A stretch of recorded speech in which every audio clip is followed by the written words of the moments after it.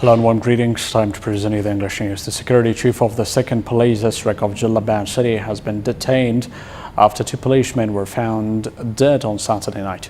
Provincial Governor informed regarding the detention of the security chief of Police District 2nd of the city. He said an investigation has been launched regarding the incident took place in the Radyabi and Police District 2 of the city. He said the government military council members are committed to ensure security for the residents of the city, as he promised to implement reforms in the security sector. He further added that the military council has decided that the security official will not be allowed to participate in any party and other events.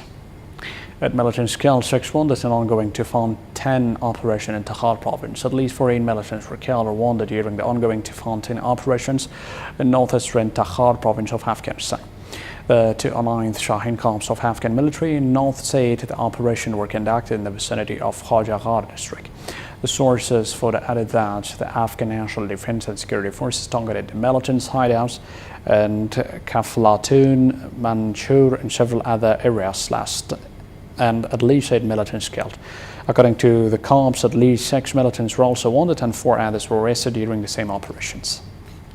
China warned the United States on Sunday that any deals the 2 countries reach on trade will be void if President Donald Trump's threatened tariff hike on Chinese goods goes ahead. The warning came after U.S.-Chinese delegations wrapped up their latest round of talks as part of a sprawling trade dispute between Beijing and Washington. China released a statement warning that any achievements made during the talks should be based on the premise of not fighting a trade war.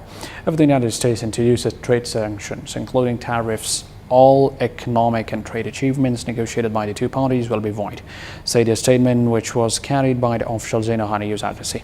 There was no immediate comment or statement from the U.S. delegation, which was led by Commerce Secretary Wilbur Ross. And protests in Jordan against tax rises and austerity measures, the biggest demonstrations in years, continued for a 3rd consecutive night.